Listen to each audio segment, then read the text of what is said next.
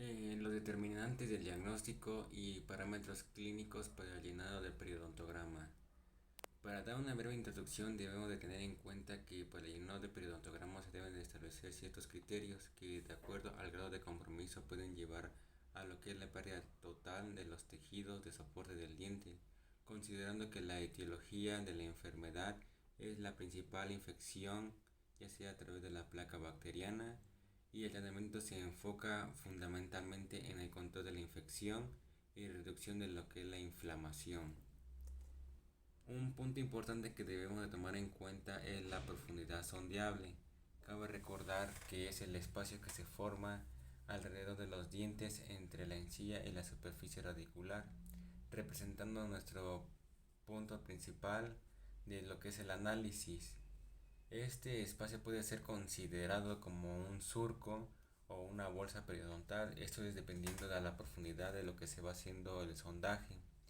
Para hablar de lo que es la profundidad sondeable, es necesario analizar cuidadosamente la unidad de medida que utilizamos, y existe una limitación importante al medir que el espacio entre la encía y el diente, y es que los espacios se miden como áreas de volumen que pueden ocupar dentro de un espacio. Dependiendo cómo se va estableciendo la profundidad sondeable y cómo se va introduciendo de manera entre lo que es el epitelio de unión y lo que es entre el surco de lo que es la encía. El surco periodontal se define como el espacio alrededor de los dientes entre la encía marginal y la superficie del diente, y que está limitado en su mayoría por partes apicales, por lo que son las células más coronarias del epitelio de unión, como ya se los estaba mencionando. Se ha considerado que los estudios clínicos en humanos el espacio puede medir entre 1 y 1.3, y eso es fuera de inflamación o de cualquier patología que pueda presentar de acuerdo al grado de la enfermedad, que bueno, más bien sería sin patología.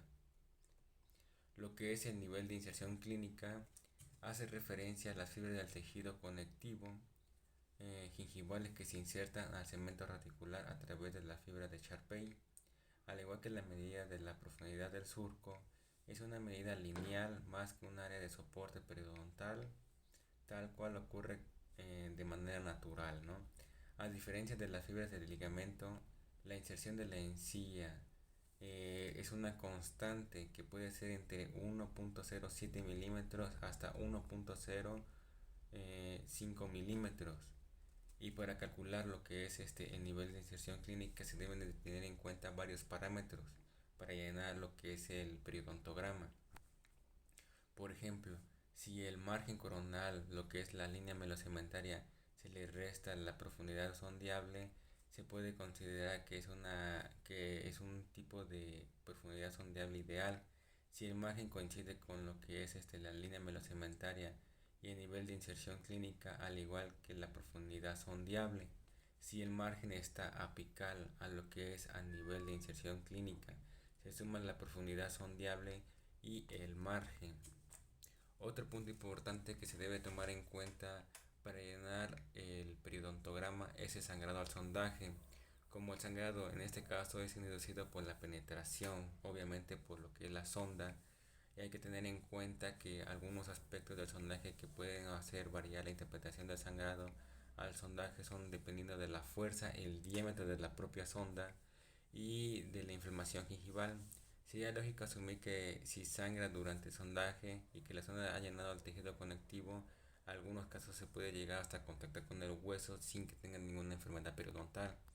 Dependiendo de la sonda que se vaya a utilizar, se puede considerar lo que es la fuerza o los gramos que se puede introducir la sonda.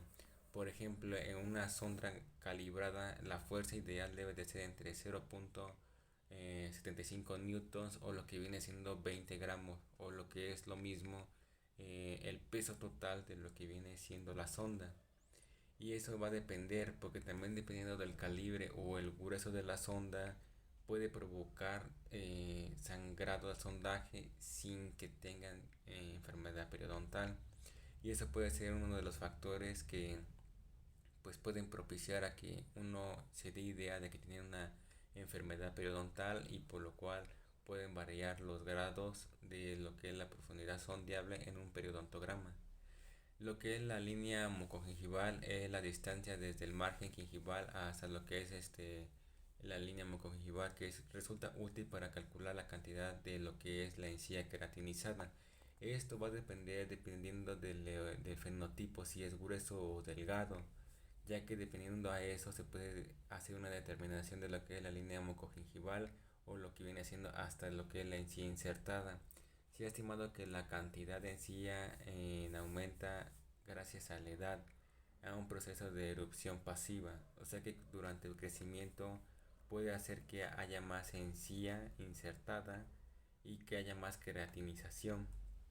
Lo que es la movilidad dental, esto va a depender de acuerdo, ya sea por trauma, fuerzas ortodónticas o por diferentes enfermedades o patologías que se pueden presentar durante un proceso de sondaje.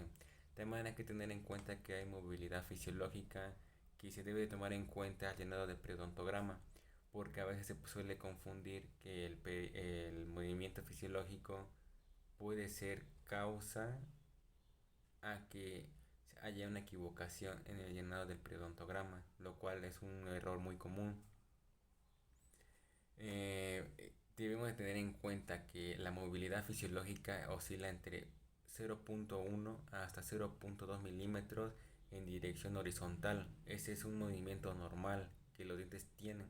El grado 1 es un movimiento de 1 milímetro en sentido horizontal. El grado 2 es un movimiento de más de 1 milímetro en sentido horizontal. El grado 3 es un movimiento en sentido horizontal en sentido vertical. Y dependiendo a esto, también hay pérdida ósea radiográfica.